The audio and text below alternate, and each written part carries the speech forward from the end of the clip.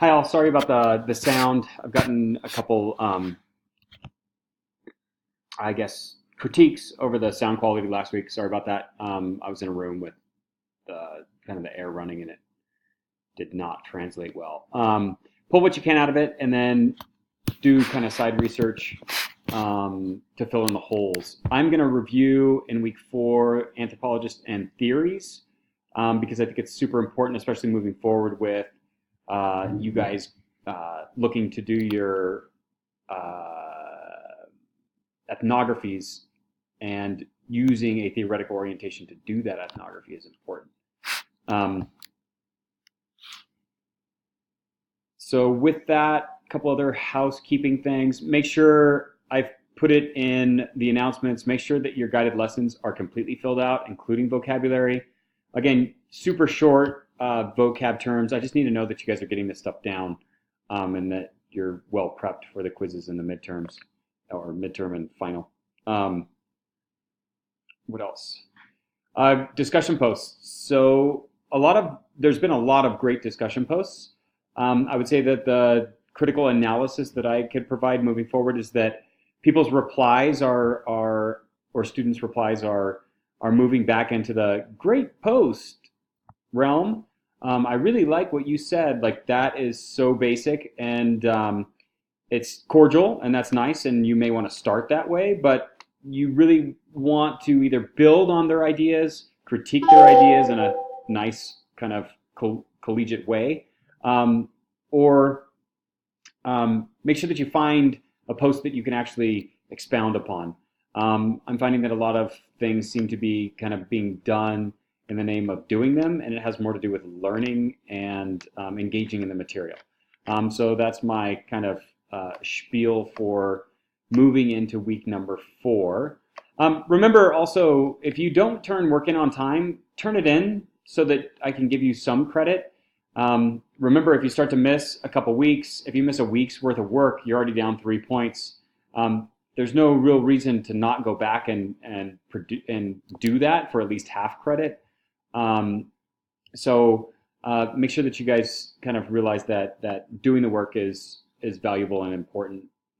Even if you have something crazy in your life going on for a week, if you can get back to that week, make sure that you do that. If things are locked, which they shouldn't be, because I've allowed for late work turn-ins, just email me the work, and then we can go from there in terms of giving you guys a grade, and I can put something in the grade book for you. So what else? A couple things on war and violence. So I can tell that some people might have glazed over the reading or didn't necessarily go into it in much detail in terms of Ferguson's article on war. Some students still are having a hard time with the idea of history, which is what we're taught in school, from 6th all the way into high school and college. And really, again, the starting point to history tends to be the starting point of civilization, which is about 10,000 years ago. Now, yes, we had violence and war at that point. Ferguson's article talks about how we don't have archaeological data for violence and war prior to that. So whatever you do, don't go down the road of it's human nature to war and fight. And no, it's not. This is something that civilization has taught us and has told us that it is part of our kind of biological structure, and it's who man is. A lot of our stories are around that, but they are only telling you the truth in terms of that time period, which is 10,000 years of human existence. If we go back further than that, we have a cooperative model. People worked together. They were egalitarian. Status was equal. Men and women were equal in terms of gender status. So again, these perceptions that, and again, there's no blame here. The problem is that as an anthropology instructor, I need to almost, I call it reteach history, to be honest, because and I've been a history teacher. I've been a high school history teacher. I've been a middle school history teacher. I know what the curriculum entails. I know what we're taught to teach you. There's approximately 2 pages in a anthology world history book that is 1,000 pages big on what human beings and man were like prior to agriculture. Period. 2 pages, even though it is 99% of our history. So really, we need to kind of focus in on, that minor 1% or that 10,000 years that is called civilization, that has been over dramatized and sold to us as this is what human beings do. This is the human condition. We are violent. We are brutes. We must be tamed by society. Those are misconceptions that are, again, perpetuated by the very kind of subject of history, which I've been.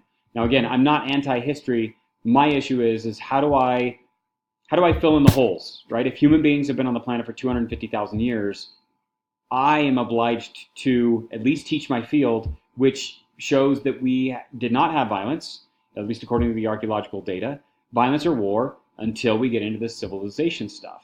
Now, the videos that I'm going to have you watch, the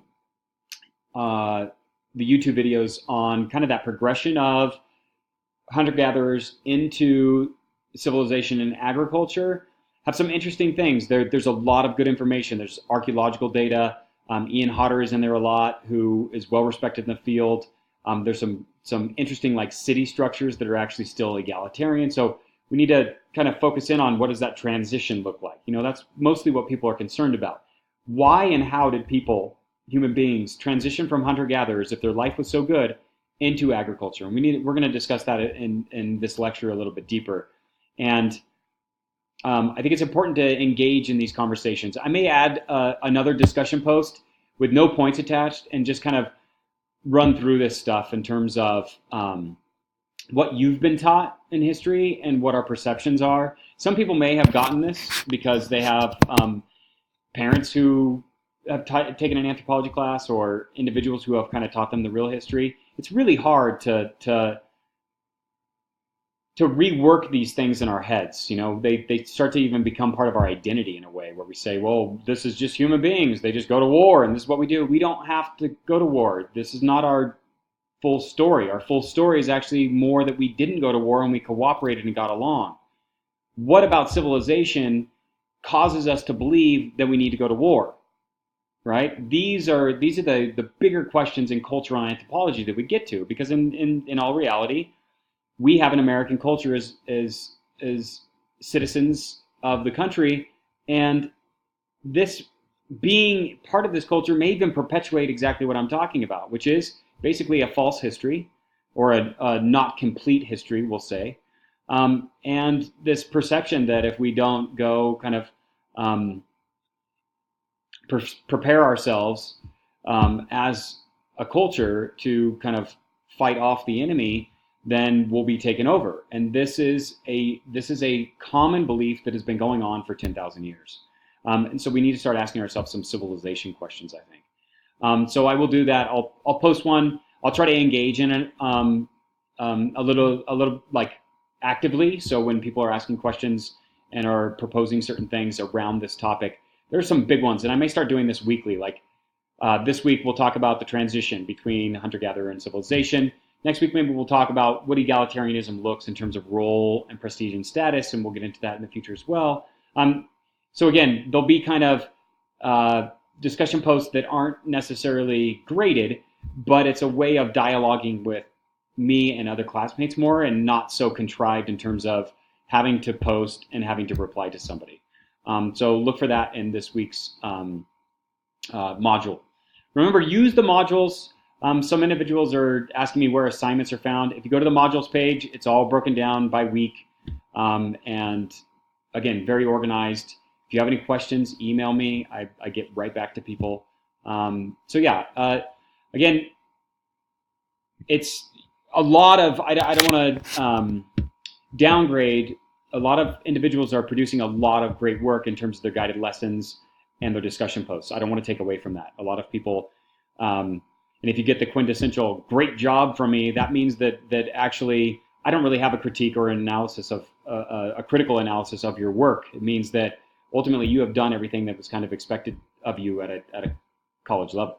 And again, I'm trying to be kind of lax in the first 2 weeks as this is a college introductory course, but anthropology is very new to people. And again, like I'm talking about this whole war thing, a lot of times these concepts are new to people. They were new to me when I went into the field. And I fought and struggled with a lot of these concepts in terms of using conflict theory around my identity and not really believing, like, really, what does egalitarianism even mean? That's impossible. And from me and my perspective, it was impossible because I had never grown up in an egalitarian system. I had never even thought that people could be equal. I always thought that there was this vying for leadership and power and this structure. And really that's coming out of civilization. So we're going to kind of jump into that and discuss that process a little bit more today. In terms of reviewing anthropologists and theories. So remember, Morgan, Lewis Henry Morgan, who wrote Ancient Society, and we talk about him in his 3 stages of savagery, barbarism, and civilization. He breaks them down into technology, gets into language, written language, stuff like that. Remember, he's not preaching ethnocentrism. He's preaching that human beings unilineal go through this line. He basically says that every group of so-called savage or barbers will end up civilized eventually when they figure it out. And really his views are ethnocentric. He's not preaching ethnocentrism. His views are ethnocentric because he's on top. He's at the civilization peak of his cultural evolution piece. So he's naturally going to say, well, these people down here are savages or barbars. Now, Morgan did not coin these terms. And he's kind of going along with the geological structure of the day with breaking things into 3s. Again, this is a lot of science. If you go back into the geological kind of age and epochs and eras and periods, they're all broken into 3s. There's a tradition in that, and Morgan's going to take from that. So again, this idea that we are evolving is a problem. Remember, the big critique from Franz Boas is that evolution has nothing to do with anything. It has everything to do with function and process. And change can be included in that, right? And when we talk about hunter-gatherers, we have to talk about them. People don't use the word evolve. The hunter-gatherers do what they do because their life is functioning the way that they want it to. And really, when we talk about hunter-gatherers, we're talking about them only working 10 to 20 hours a week, period. And this is the tough part for people. If you like swimming in the river more than you like going to work, then mentally you are more aligned with a hunter-gatherer mentality than you are a civilized mentality. And this is a real difference in structure, right?